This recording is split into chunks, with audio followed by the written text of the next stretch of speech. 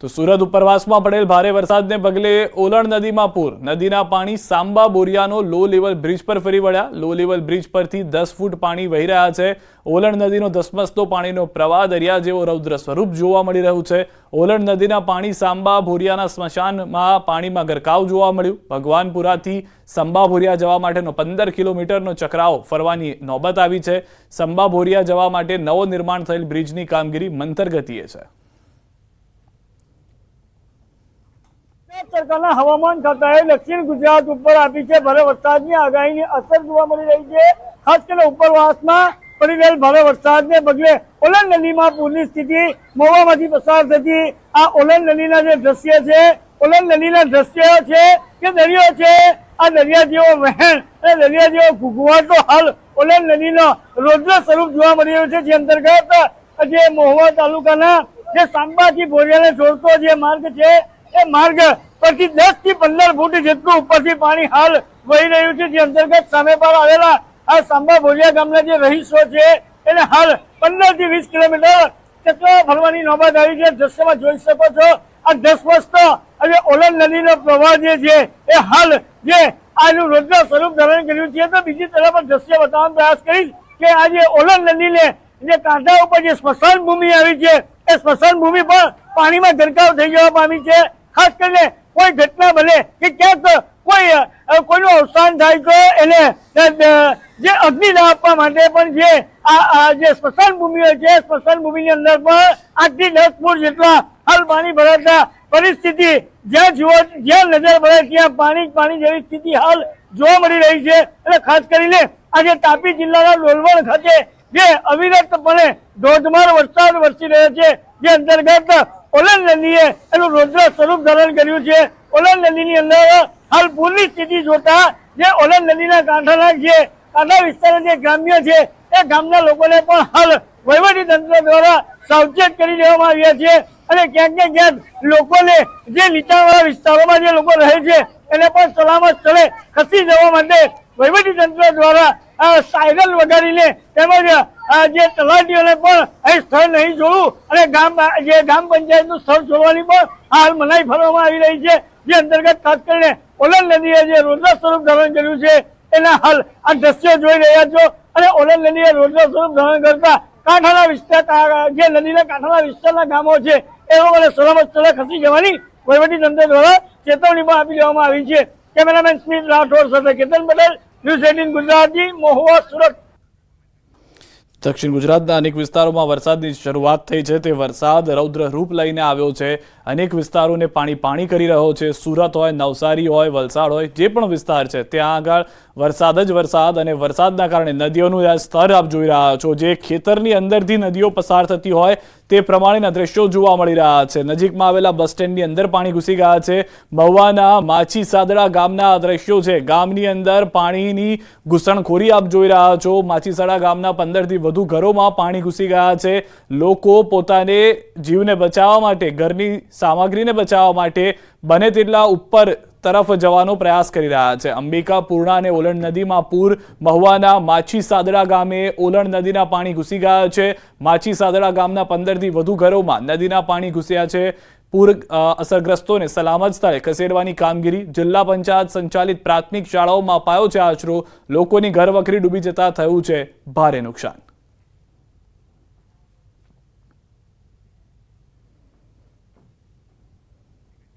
તો ભરૂચના કેટલાક વિસ્તારોમાં પણ વરસાદ વીજળીના કડાકા ભડાકા સાથે શરૂ થયો છે. વરસાદના નીચાણવાળા વિસ્તારોને પાણી કરી ચૂક્યો છે. નીચાણવાળા વિસ્તારો પાણી થઈ જવાને કારણે ભરૂચના જે દ્રશ્યો આપ જોઈ રહ્યા છો તે પરિસ્થિતિનું નિર્માણ થયું છે. દ્રશ્યોની અંદર આપ સ્પષ્ટ જોશો કે ભારે વરસાદ જે છે તે જોવા મળી રહ્યો છે. અલગ અલગ વિસ્તારની અંદર દ્રશ્યો જે છે તે ભારે વરસાદને લઈને આવી રહ્યા છે. ભરૂચમાં જે આગાહી હતી તે પ્રમાણેનો વરસાદ જોવા મળી રહ્યો છે. વીજળીના કડાકા ભડાકા સાથે વરસાદ થયો છે. સાંજનો સમય હતો અને વરસાદની શરૂઆત થતા અનેક વિસ્તારોમાં પાણી ભરાવાની પણ શરૂઆત થઈ છે. વધુ માહિતી ન્યૂઝ 18 સંવાદદાતા ભાવિન પાસેથી મેળવીશું. ભાવિન, શું પરિસ્થિતિ છે ભરૂચની, જે રીતે દક્ષિણ ગુજરાતના બાકી જિલ્લાઓમાં થયું છે, શું તેવા દ્રશ્યો જોવા મળી રહ્યા છે? જી ભરૂચમાં સવારથી જ કાળા ડિબાંગ વાદળો છવાયા હતો. બપોર પછી અચાનક વીજળીના કડાકા ભડાકા સાથે અતિ ભારે વરસાદ વરસી રહ્યો છે. અચાનક વરસાદ આવવાથી જનજીવન પણ અસ્તવ્યસ્ત થવા પામ્યું હતું. હજી વરસાદ ચાલુ છે. ખરા ખેતરોમાં પાકને પણ નુકસાન થવા પામ્યું છે. ખેડૂતો ચિંતાતુર થયા છે. ખેતરોમાં પાણી જ પાણી જોવા મળ્યું છે અને ભરૂચમાં જળબંબાકારની પરિસ્થિતિ અત્યારે પામવા પામી છે. આભાર સમગ્ર માહિતી બદલ. તો હાલમાં તમામ વિસ્તારો જે છે તે પાણી થઈ રહ્યા છે. અલગ અલગ વિસ્તારોની અંદર, અલગ અલગ શહેરોની અંદર વરસાદની શરૂઆત જોવા મળી રહી છે.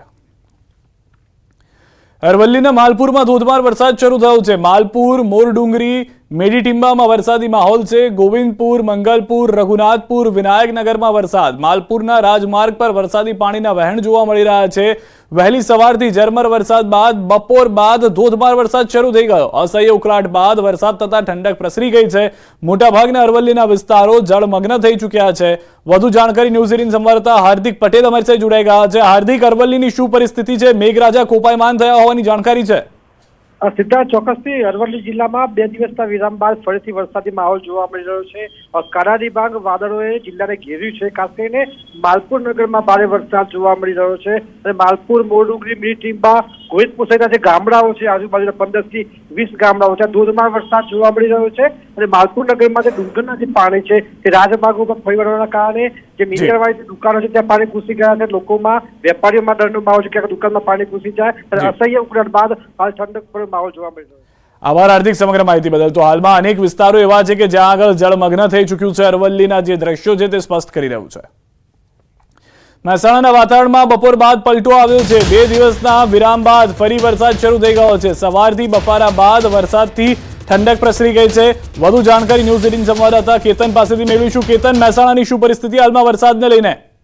ચોક્કસથી સિદ્ધાર્થ જણાવી દઉં કે મહેસાણામાં બપોર બાદ એક વાતાવરણમાં પલટો આવ્યો અને અસહ્ય જે ગરમી પડી ગઈ હતી. અસહ્ય ગરમી બાદ એકાએક પલટા બાદ વરસાદની શરૂઆત ધમાકેદાર વરસાદ હોય છે તે વરસાદી ઝાપટું જોવા મળ્યું હતું. જેના કારણે જે વાતાવરણમાં જે ઠંડક પસરાઈ હતી તે બીજી બાજુ મહેસાણા શહેરના જે 2 નાળા હોય છે તેમાં પાણી ભરાઈ જતા ચોક્કસથી સ્થાનિક લોકો અને જે વાહન ચાલકો હોય છે તેમને વારંવાર જે મુશ્કેલીનો સામનો કરવાનો વારો હોય તો પરંતુ અસહ્ય ગરમી બાદ જે વરસાદ વરસતા ઠંડક પસરાતા સ્થાનિકો.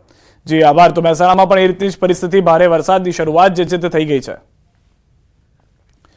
અમદાવાદ શહેરમાં પણ વરસાદ શરૂ થયો છે. આરટીઓ, બાપુનગર, નરોડા સહિતના વિસ્તારોમાં વરસાદી માહોલ. પવન સાથે ધોધમાર વરસાદથી વાતાવરણમાં ઠંડક પ્રસરી ગઈ છે. તો અમદાવાદના એક તરફનો વિસ્તાર પાણી થઈ ગયો છે. અનેક વિસ્તારોની અંદર વરસાદી ઝાપટા અને વરસાદી માહોલ જોવા મળી રહ્યો છે. પરંતુ જે મોટાભાગના પૂર્વના વિસ્તારો છે ત્યાં આગળ ભારે વરસાદ થયો છે. સ્પષ્ટ છે જળજમાવની જે પરિસ્થિતિ છે તે દ્રશ્યોની અંદર જોવા મળી રહી છે. સાંજના સમયે વિઝિબિલિટી જે છે તે એકદમ ઘટી જવાની પરિસ્થિતિનું પણ નિર્માણ થયું છે. અલગ અલગ દ્રશ્યો અમદાવાદ શહેરના અમે આપને બતાવી રહ્યા છે કે જ્યાં આગળ સાંજ થતા ભારે વરસાદ વરસી ગયો છે.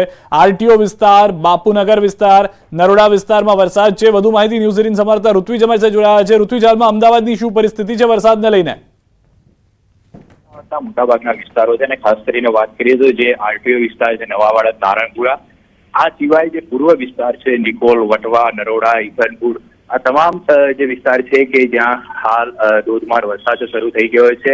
કાળા ડિબાંગ વાદળો છે તે ચારે બાજુ જોવા મળી રહ્યા છે અને ધોધમાર વરસાદની શરૂઆત થઈ ગઈ છે. જે રીતે હવામાન વિભાગ દ્વારા પણ આગાહી કરવામાં આવી હતી કે અમદાવાદ સહિતના જે વિસ્તારો છે કે જ્યાં કેટલાક વિસ્તારોની અંદર ધોધમાર વરસાદ તો કેટલાકમાં મધ્યમ વરસાદ વરસી શકે છે. તે પ્રમાણે અમદાવાદના મોટાભાગના વિસ્તારો છે કે જ્યાં હાલ વરસાદની શરૂઆત થઈ ચૂકી છે. આમ તો વાત કરીએ તો સવારથી જ વરસાદી વાતાવરણ સર્જાયું હતું અને છૂટો છવાયો વરસાદ જોવા મળ્યો હતો. જ્યારે હાલ ચારે તરફ જે કાળા ડિબાંગ વાદળો છવાઈ ગયા છે અને વરસાદ વરસી રહ્યો છે.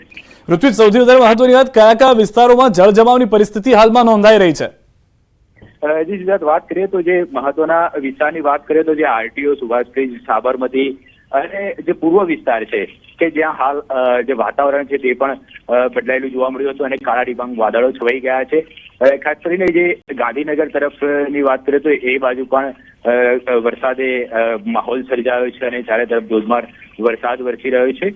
અને જી, તો હાલમાં જે રીતની પરિસ્થિતિ ઋત્વિજ જણાવી રહ્યા છે, મોટાભાગના વિસ્તારો અમદાવાદના જે છે ત્યાં વરસાદની શરૂઆત થઈ ચૂકી છે.